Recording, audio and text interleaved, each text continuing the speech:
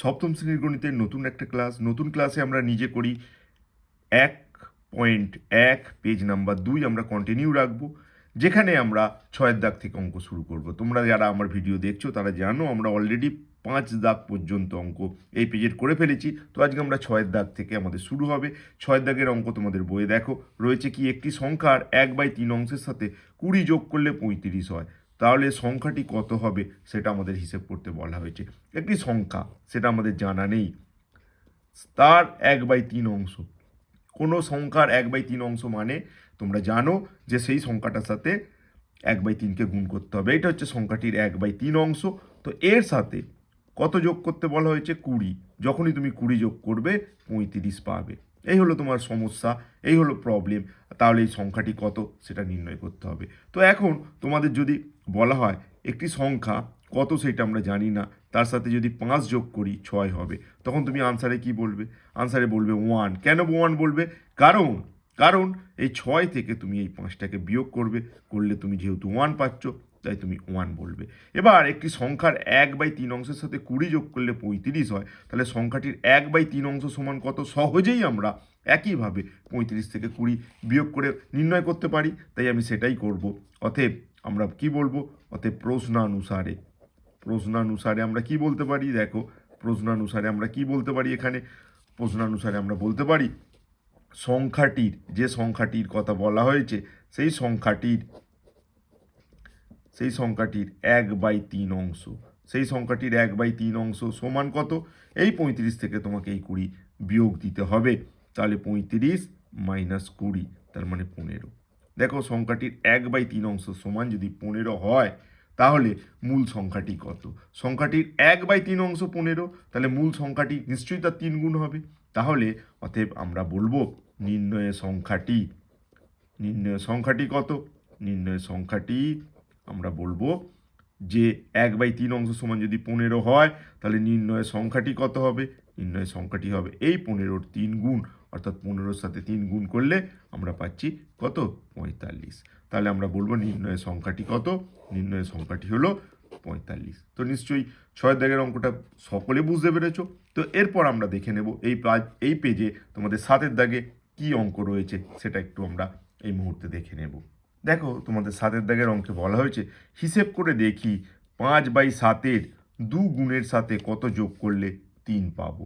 তো 5/7 তার 2 গুণ, মানে তাকে 2 দিয়ে গুণ করতে হবে।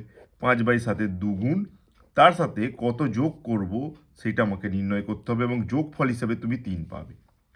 তো দেখো, এখন যদি তোমাদের এই কথা বলা হয় ঠিক একইভাবে যে 5-এর সাথে কত যোগ করলে 6 হবে, তাহলে তুমি উত্তর দেবে 1। কীভাবে?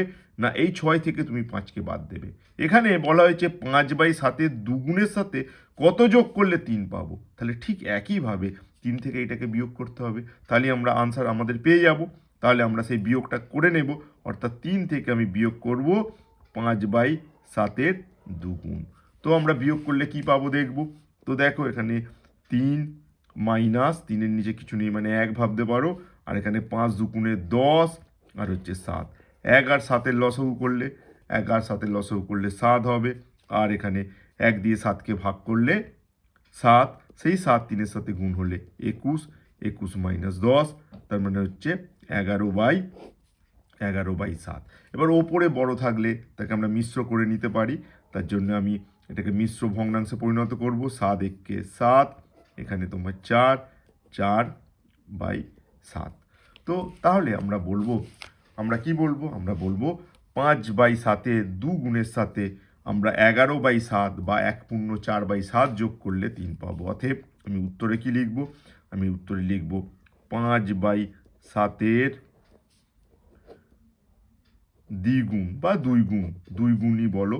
5/7 2 গুণের সাথে 11/7, বা তুমি মিশ্রটা বলতে পারো 1/4/7 যোগ করলে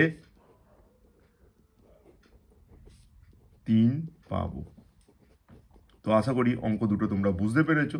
এরপর আমরা দেখে নেব এই পেজে 8-এর দাগে কি অঙ্ক রয়েছে। দেখো, এই পেজে 8-এর দাগে কি বলা হয়েছে? 5/7 কত সঙ্গে কত গুণ করলে 4 পাবো। তাহলে 8-এর দাগের অঙ্ক যদি আমরা সমাধান করি, 5/7 তার সাথে কত গুণ করব আমরা জানি না, কত গুণ করলে 4 পাবো এটা প্রশ্ন। তো দেখো এখন আমি একটা উদাহরণ দিয়ে তোমাকে বলবো, তোমাকে কেউ যদি বলে 5-এর সাথে কত গুণ করলে 10 পাবো, তো তোমার সোজা উত্তর হলো 10। এই 10কে আমরা কিভাবে কালেক্ট করছি না, 10কে যদি আমি 5 দিয়ে ভাগ করি তাহলে কিন্তু আমার আনসারটা আমি পেয়ে যাই। ঠিক এখানে একইভাবে 5/7-এর সাথে কত গুণ করলে 4 পাবো, তাহলে 4কে 5/7 দিয়ে ভাগ করতে হবে। তাহলে আমরা কি করব, আমরা এটা জানার জন্য 4কে ভাগ করে নেব 5/7 দিয়ে, তাহলে আমাদের আনসার পেয়ে যাব। এবার ভাগ করা মানে কি, ভগ্নাংশের ভাগ মানে তোমরা জানো এটাকে উল্টে গুণ করতে হবে। তাহলে 4/7 এখানে 28, 28/5। আর ওপরে বড় থাকলে তাকে আমরা মিশ্র করতেই পারি, তাই এটাকে মিশ্র ভগ্নাংশে পরিণত করবে। 5×5 = 25, এখানে তোমার হচ্ছে 3, তাহলে হচ্ছে 3 আর 5, অর্থাৎ 5×3/5। অর্থাৎ আমি আনসারে বলবো, অতএব আমি আনসারে বলবো কি 5/7-এর সঙ্গে কত গুণ করলে, আমি বলতে পারি এখান থেকে 28/5, বা আমি যদি মিশ্র আকারে বলি তাহলে আমি বলবো 5×3/5 গুণ করলে, 5/7-এর সঙ্গে 28/5 বা 5×3/5 গুণ করলে আমরা কি পাবো, গুণ করলে 4 পাবো।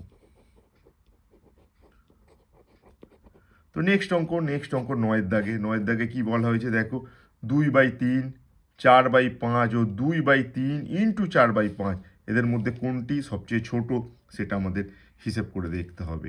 তো দেখো তোমাকে এখানে আমরা হিসেব করে দেখতে বলেছে, তাহলে কোনটি সবচেয়ে ছোট আমরা হিসেব করে দেখব। তো দেখো আমরা 9-এর দাগের অঙ্ক করব, কাদের মধ্যে দেখা হচ্ছে 2/3 আর কি, আর হচ্ছে তোমার 4/5, 2/3, এখানে দেখো 2/3, 4/5 আর হচ্ছে ওদের গুণফলটা, তাহলে এখানে 4/5 আর 2/3 ইন্টু 4/5, এদের মধ্যে আমাকে দেখে বলতে হবে কে বড় কে ছোট। তো কিভাবে আমরা হিসেব করব, তো দেখো এটা তো গুণফল আকারে আছে, তাই জন্য এটাকে গুণ আগে করে নেব, 4×2 = 8 আর 15। তো এরপর যেটা করব, এই যে 3 এর লব 3 আছে, এর লব তোমার এখানে হর লব বলছি, হর হর কত আছে, হর হচ্ছে এখানে হর আছে 3, এখানে হর আছে 5, এখানে হর আছে 15। তো একে আমরা একই হর বিশিষ্ট করব, অর্থাৎ আমরা প্রথমে 3, 5 আর 15-র লসাগু করে নেব। তো লসাগু করলে কত হবে, দেখো 3 দিয়ে যাবে, 3 একে 3, 5 তো যাবে না, 3 5 15। এরপর আমরা 5 দিয়ে যাব, 5 দিয়ে গেলে এখানে 1, 5 দিয়ে গেলে 1, এখানে 5 দিয়ে গেলে 1, এটা যাবে না, যে কোনো দুটো গেলেই আমরা যেতে পারি।